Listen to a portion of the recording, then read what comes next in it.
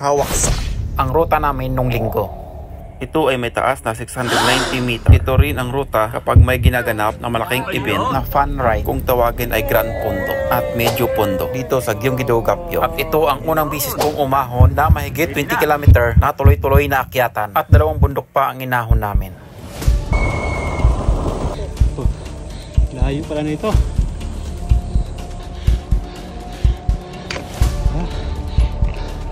Sigaya!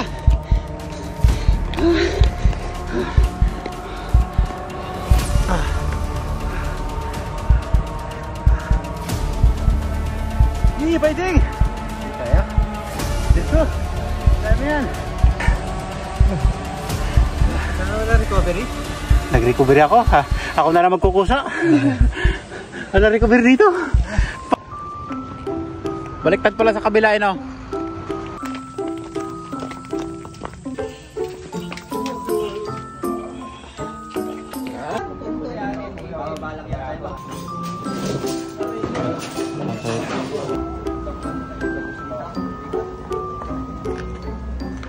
Ko si Mindy kaya naglagay ako ng nambog eh. Sabado ng gabi, niyaya na kami ni Boss Mario na magbabanding bago mag-ride. Kaming nasa malalayo ay dito na rin kami natutulog kina Mark Chris at Boss Mario para na rin magkakakwentuhan. At kalderitang baka naman ang kanilang niluto at ang iho na rin ng karning baboy. Nag-invite kasi ang team ng Early Bird sa Team Gunjam. Nasa Gapyeong ang ruta. Para sa akin, karangalan kasi ang may mag-imbita, lalo na kayong mga malalakas.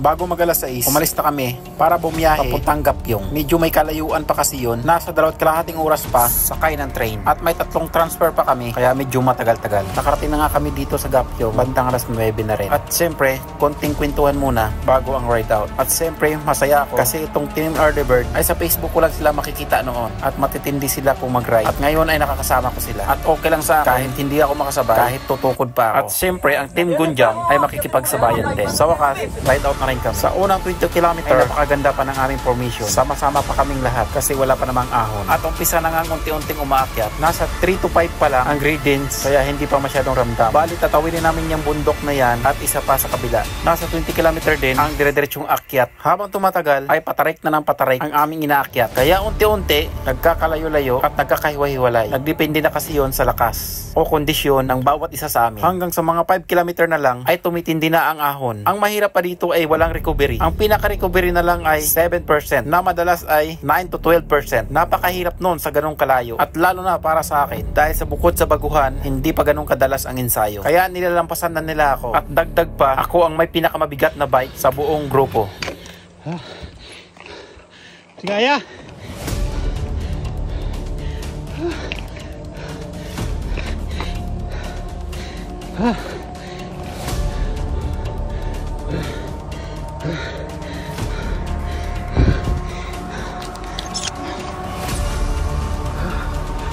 At sa wakas nakarating na rin naman sa tuktok kahit papano. Ang ginawa ko naman para makasurvive ay nagtatahi o zigzag ang ginawa ko. Ang iba ay sanay na talaga kaya mabilis lang sila nakakyat. At ang iba naman ay kagaya kong gap. At ito na nga ang pinakamasarap, ang lusong. Okay. Thank you.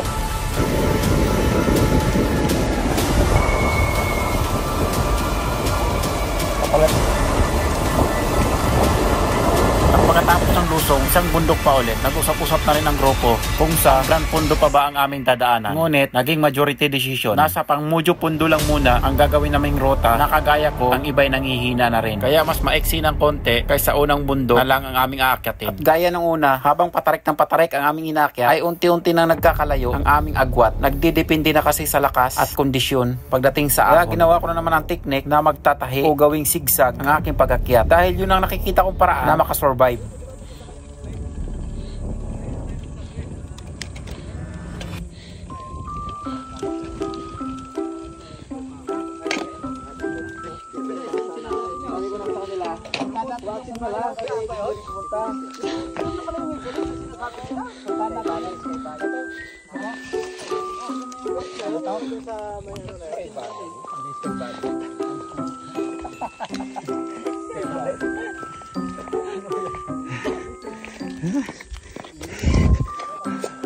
Wala manahimikan.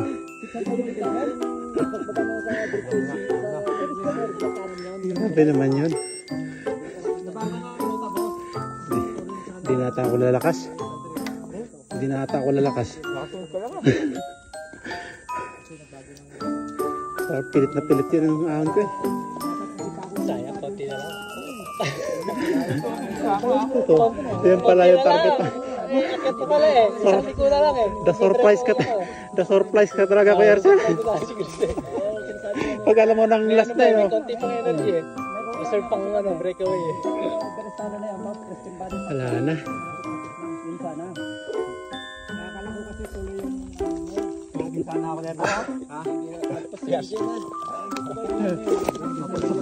Muntik na. Biglang bumulusok na. Biglang bumuilo.